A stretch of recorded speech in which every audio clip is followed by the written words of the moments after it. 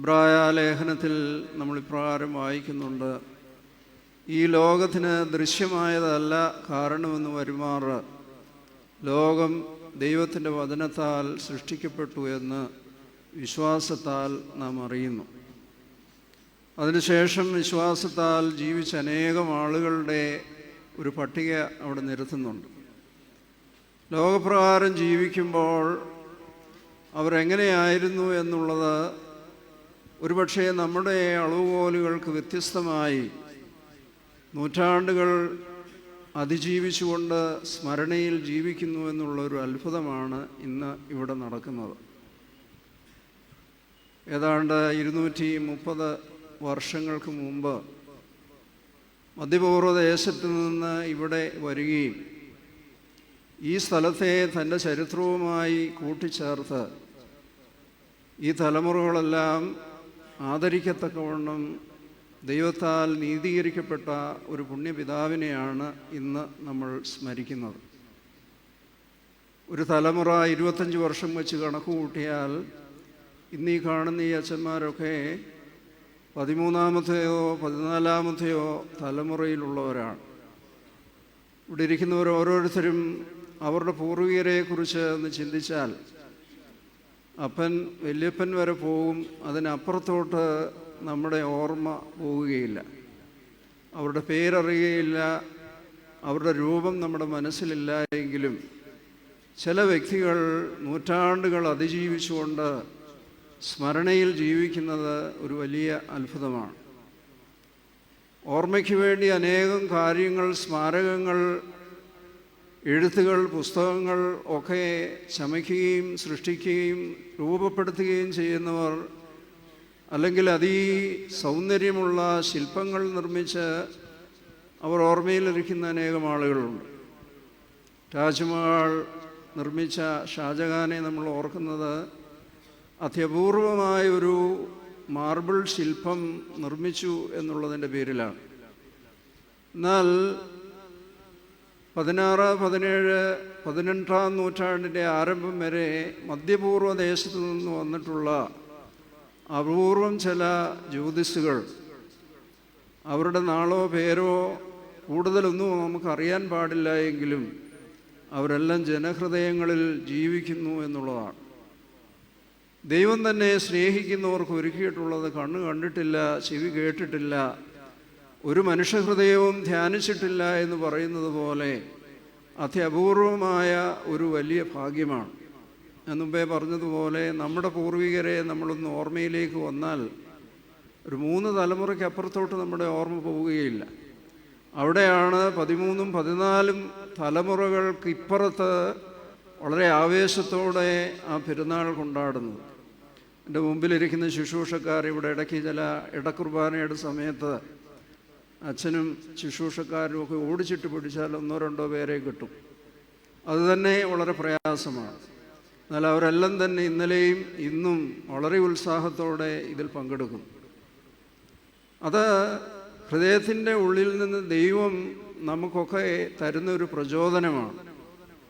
ഒരു മനുഷ്യനെ, ഒരു നീതിമാനെ നീതിമാനെന്ന നിലയിൽ ബഹുമാനിക്കുന്നവന് നീതിമാൻ്റെ പ്രതിഫലം ലഭിക്കും എന്ന് പറയുന്നത് പോലെ മധ്യപൂർവ്വ ദേശത്ത് നിന്ന് ഇവിടെ വരുമ്പോൾ നമുക്കറിയാം കാലാവസ്ഥയുടെ വലിയൊരു പ്രാതികൂല്യതയുണ്ട്, ഭക്ഷണത്തിൻ്റെ വലിയൊരു പ്രാതികൂല്യതയുണ്ട്, വസ്ത്രവും അതുപോലെ തന്നെ വളരെ ബുദ്ധിമുട്ടാണ്. ഞങ്ങളൊക്കെ പഠിക്കുവാൻ യൂറോപ്പിൽ പോകുമ്പോൾ അവിടുത്തെ തണുപ്പ് നമുക്ക് വലിയ പ്രയാസമാണ്. ആദ്യത്തെ ഒരു 4-5 മാസം അല്പം ഒരു എരിയോ പുളിയോ ഉള്ള ഭക്ഷണം കിട്ടുവാൻ വളരെയേറെ കൊതിച്ച സന്ദർഭങ്ങളുണ്ട്. കാരണം അവിടെ അത് ലഭ്യമല്ല. അപ്പോൾ അന്നത്തെ കാലത്ത് തനിക്ക് പരിചിതമായ കുടുംബാംഗങ്ങളെയും സ്ഥലങ്ങളെയും സാഹചര്യങ്ങളെയും കാലാവസ്ഥകളെയും ഭാഷാപരമായ പരിമിതികളെയും ഒക്കെ അതിജീവിച്ചുകൊണ്ട് ഈ ദേശത്തേക്ക് വരികയും ഇവിടെ ജീവിക്കുകയും നൂറ്റാണ്ടുകളോളം നമ്മുടെയൊക്കെ ഹൃദയങ്ങൾ ജീവിക്കുവാൻ തക്കവണ്ണം ദൈവത്താൽ നീതീകരിക്കപ്പെട്ട ഒരു പുണ്യപിതാവാണ്. അദ്ദേഹം ഉറപ്പുഴ കർഡവിൽ ഇറങ്ങി ഇവിടെ വന്നപ്പോൾ അദ്ദേഹത്തെ തടഞ്ഞവർക്ക് അതിൻ്റേതായ ഫലങ്ങളൊക്കെ ലഭിച്ചു. അദ്ദേഹത്തെ ആദരപൂർവ്വം സ്വീകരിച്ചവരുടെ പിൻതലമുറയാണ് ഇവിടെ എന്നെ അഭിമുഖീകരിച്ച് ഇവിടെ ഈ ദേവാലയത്തിലിരിക്കുന്നത്. അദ്ദേഹത്തെ സ്നേഹിക്കുകയും ബഹുമാനിക്കുകയും വേണ്ട പരിചരണങ്ങളൊക്കെ നൽകുകയും അധികം കാലം ജീവിച്ചിരുന്നില്ല എങ്കിലും പ്രത്യേകിച്ച് കാലാവസ്ഥയുടെ വ്യതിയാനം അവരെയൊക്കെ പെട്ടെന്ന് രോഗികളാക്കും. പക്ഷേ അവരുടെ ഉള്ളിൽ കിടക്കുന്ന അഗ്നി അത് ജ്വലിച്ച് കൊണ്ടേയിരിക്കും.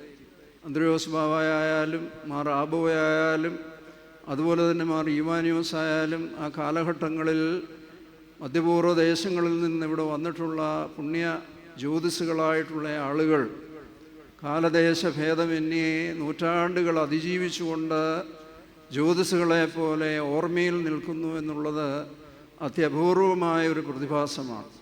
അത് ദൈവം നൽകുന്ന ഒരു ഓർമ്മയാണ്. ദൈവം നൽകുന്ന ഓർമ്മ മനുഷ്യൻ നൽകുന്ന ഓർമ്മയുള്ളത് പോലല്ല.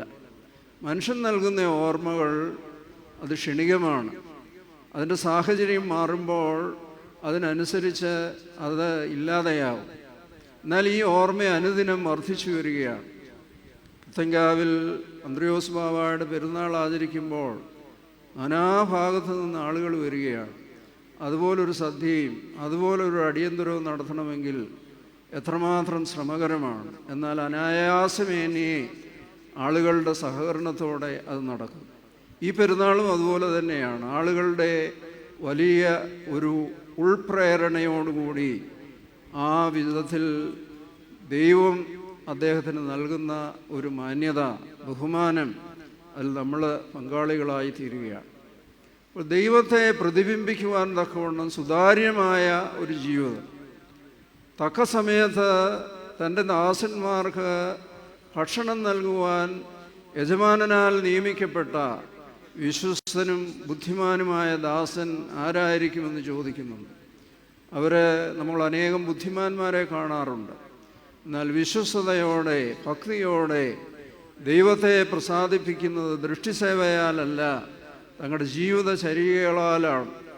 അതുകൊണ്ട് ഈ പുറമേയുള്ള ശരീരം നിർജീവമായി ക്ഷയിച്ചു പോയാലും അവരുടെ ഓർമ്മ നാൾക്കുനാൾ ശക്തി പ്രാപിക്കുകയാണ്. ഇതൊരു 2 നൂറ്റാണ്ട് മുമ്പുള്ളതാണെങ്കിൽ 1 നൂറ്റാണ്ടിന് മുമ്പുള്ള പരിമല തിരുമേനി അതിനേക്കാൾ നമുക്ക് സമീപസ്ഥനായി അനുഭവപ്പെടുകയാണ്.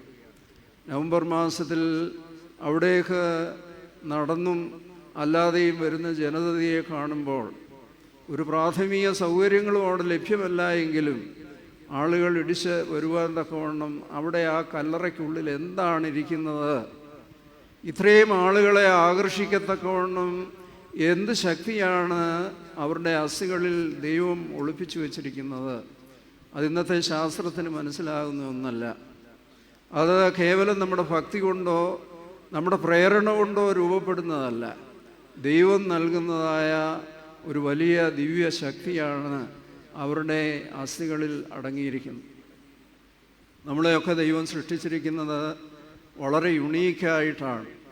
നമ്മുടെ DNA എടുത്ത് നോക്കിയാൽ നമ്മുടെ ഒരു 200 തലമുറയ്ക്ക് മുമ്പുള്ള ട്രെയ്റ്റ്സ് വരെ അതിൽ നിന്ന് നമുക്ക് ട്രേസ് ചെയ്തെടുക്കുവാനായിട്ട് സാധിക്കും. നമ്മുടെ അസ്ഥികൾ, നമ്മുടെ തലമുടികൾ, ഇതെല്ലാം വ്യത്യസ്തമാണ്. അങ്ങനെ ഈ ഭൂലോകത്തിലേക്ക് വ്യത്യസ്തരായി അയക്കുന്ന മനുഷ്യർ ദൈവസന്നിധിയിൽ വിശ്വസ്തയോടെ ജീവിക്കുമ്പോൾ അവരുടെ പ്രതിഫലം വേറെ ആർക്കും പോവുകയില്ല. അത് അവർക്ക് തന്നെ ലഭിക്കുന്നു എന്നുള്ളതിൻ്റെ ഉത്തമ ഉദാഹരണമാണ്. ആയതുകൊണ്ട് പ്രിയമുള്ളവരെ, ഈ പരിശുദ്ധന്മാരുടെയൊക്കെ ഓർമ്മ നമ്മൾ കൊണ്ടാടുമ്പോൾ കേവലം റാസയിലും നേർച്ച കാഴ്ചയിലും നമ്മുടെ ജീവിതം പര്യവസാനിപ്പിക്കുവാനുള്ളതല്ല. എൻ്റെ മുമ്പിലിരിക്കുന്ന കുഞ്ഞുങ്ങളോട് എനിക്ക് പറയാനുള്ളത്, നിങ്ങൾ പ്രാർത്ഥിക്കണം. ഇതുപോലെയുള്ള ജന്മങ്ങൾ നമ്മുടെ തലമുറയിൽ, നമ്മുടെ നൂറ്റാണ്ടിൽ ഉണ്ടാകണം. സമർപ്പിതരായ, ദൈവത്തിൻ്റെ ഇഷ്ടന്മാരായി തീരുന്ന, ദൈവത്തിൻ്റെ മുഖം പ്രതിബിംബിക്കുന്നവരായി തേജസ്സിന്മേൽ തേജസ് പ്രാപിച്ച് ക്രിസ്തു എന്ന തലയോളം വളരുവാൻ അവരുടെ പരിമിതമായ സാഹചര്യത്തിലൂടെ അവർ ജീവിച്ച് മിന്നിമറിഞ്ഞു പോയിട്ടുള്ള തേജോഗോളങ്ങളാണ്. അതുപോലെയുള്ള ജന്മങ്ങൾ നമ്മുടെ നൂറ്റാണ്ടിൽ, നമ്മുടെ തലമുറയിൽ, നമ്മുടെ കുടുംബത്തിൽ, നമ്മുടെ ജീവിതത്തിൽ ഉരുവാകുവാൻ സ്വപ്നം കാണേണ്ട സന്ദർഭമാണ് ഈ പെരുന്നാളുകളൊക്കെ. ദൈവമേ, പരിമല തിരുമേനിയെ പോലെ സമർപ്പിതനായ ഒരാളെ എൻ്റെ ഉദരത്തിൽ നിന്ന്, എൻ്റെ കുടുംബത്തിൽ നിന്ന്, എൻ്റെ തലമുറയിൽ നിന്ന് ലഭ്യമാകുവാൻ പ്രാർത്ഥിക്കുമ്പോഴാണ് കോടാനകോടി സാധ്യതകളിൽ അനുയോജ്യമായ ഒന്നിനെ ദൈവം നമുക്ക് തരുന്നത്.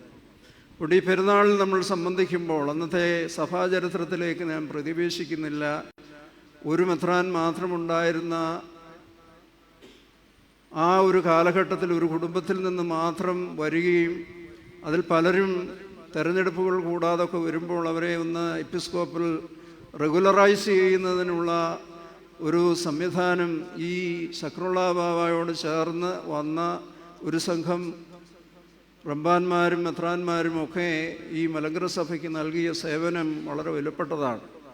അവർ തെക്കും വടക്കുമുള്ള സ്ഥലങ്ങളിലൊക്കെ പോയി അതിൽ ചിലർ എന്നും സജീവമായ സ്മരണയിലിരിക്കുന്നത് ദൈവസന്നിധിയിൽ സുതാര്യമായി അവർ ജീവിച്ചതുകൊണ്ടാണ്.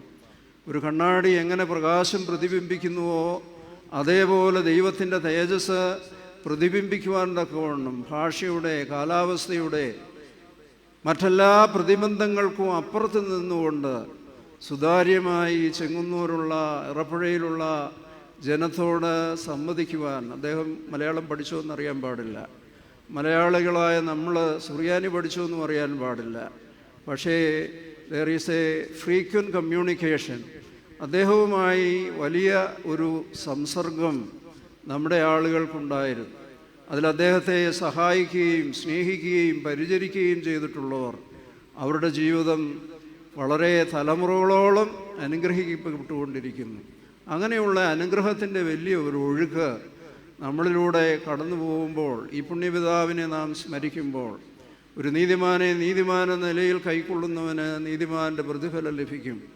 ഒരു പുണ്യവാനെ പുണ്യവാനെന്ന നിലയിൽ കൈക്കൊള്ളുന്നവന് പുണ്യവാൻ്റെ പ്രതിഫലം ലഭിക്കും. ഈ സാധുക്കളിൽ ഒരാൾക്ക് ഒരു ഗ്ലാസ് പച്ചവെള്ളമെങ്കിലും കൊടുത്താൽ അതിൻ്റെ പ്രതിഫലം അവന് നഷ്ടമാകുകയില്ല എന്ന് നമ്മുടെ കർത്താവ് പറയുകയാണ്. പ്രിയമുള്ളവരെ, നമ്മുടെ ജീവിതത്തിലെ ഓരോ ചലനങ്ങളും ചിന്തകളും കൊടുക്കൽ വാങ്ങലുകളും നമ്മുടെ എല്ലാ വ്യാപാരങ്ങളും ദൈവസന്നിധിയിലാണ് വിശാലമായ ക്യാൻവാസിൽ അവിടെ അനാവരണം ചെയ്യപ്പെടുകയാണ്. അവിടെ വിശ്വസ്തയോടെ ദൃഷ്ടിസേവയാലല്ല, ദൈവസന്നിധിയിൽ പ്രീതികരമായി ജീവിച്ച് കടന്നുപോയ ജ്യോതിസുകളായ ആളുകൾ അവരുടെ സ്മരണകൾ നൂറ്റാണ്ടുകൾ അതിജീവിച്ചുകൊണ്ട് നമ്മളെയൊക്കെ അനുഗ്രഹിച്ച് വലിയൊരു പാരാവാരമായി ഒഴുകുമ്പോൾ ആ ജീവിതത്തിൻ്റെ അദ്ദേഹത്തിൻ്റെ മാതാപിതാക്കൾ അദ്ദേഹത്തിൻ്റെ കുടുംബാംഗങ്ങളുമായിട്ടൊക്കെ ബന്ധപ്പെട്ട് ജീവിക്കാമായിരുന്നു. അതെല്ലാം ഉപേക്ഷിച്ച് ഈ ദേശത്ത് വന്ന് ഇവിടെ നമുക്ക് അനുഗ്രഹമായി ദൈവത്തിൽ ലയിച്ചു ചേർന്ന ആ പുണ്യ പിതാവിൻ്റെ സ്മരണ നമുക്ക് അനുഗ്രഹകരമായിരിക്കട്ടെ. അതുപോലെ വിശ്വസ്തരും ബുദ്ധിമാന്മാരുമായവരായി, ദൈവത്തെ പ്രീതിപ്പെടുത്തുന്നവരായി, ദൈവത്തിൻ്റെ ഇഷ്ടം നമ്മളിലൂടെ പ്രതിബിംബിക്കുവാൻ തക്കവണ്ണം സാധുക്കളെ സഹായിക്കുക. നമ്മുടെ പരിമിതമായ ജീവിത സാഹചര്യങ്ങളിൽ മറ്റുള്ളവരെ സഹായിക്കുവാൻ, മറ്റുള്ളവരെ കരുതുവാൻ, വാർദ്ധക്യത്തിലിരിക്കുന്നവരെ ശുശ്രൂഷിക്കുവാൻ, ആവശ്യത്തിലിരിക്കുന്നവർക്ക് നമ്മുടെ സഹായങ്ങൾ നൽകുവാനുമൊക്കെ ഈ പെരുന്നാൾ നമ്മളെ പ്രചോദിപ്പിക്കേണ്ടിയിരിക്കുന്നു.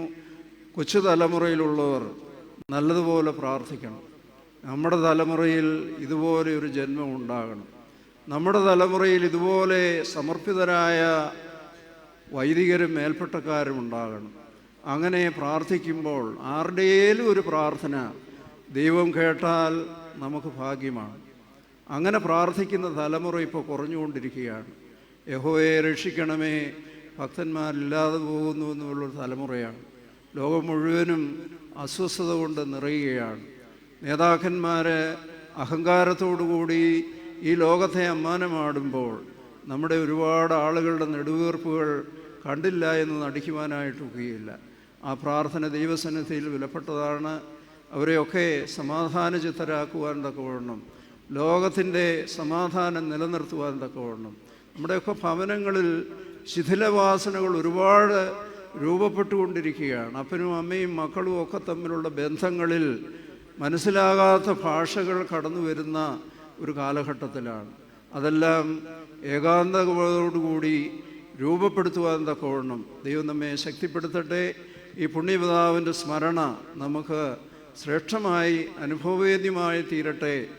ഈ സഭയുടെ നിലനിൽപ്പിന് വേണ്ടി അവരൊക്കെ ചെയ്തിട്ടുള്ള സേവനങ്ങളെ കൃതജ്ഞതയോടെ ഓർക്കുവാനും, അതുപോലെയുള്ള പുണ്യപുരുഷന്മാർ, അതുപോലെയുള്ള സമർപ്പിതരായ ആളുകൾ നമ്മുടെ തലമുറയിലും രൂപപ്പെടുവാൻ, ഉയർത്തെഴുന്നേൽക്കുവാൻ, ജീവിക്കുവാൻ തക്കവണ്ണം ദൈവമേ ഞങ്ങളെ ഓരോരുത്തരെയും സഹായിക്കണമേ എന്ന് നമുക്ക് പ്രാർത്ഥിക്കാം.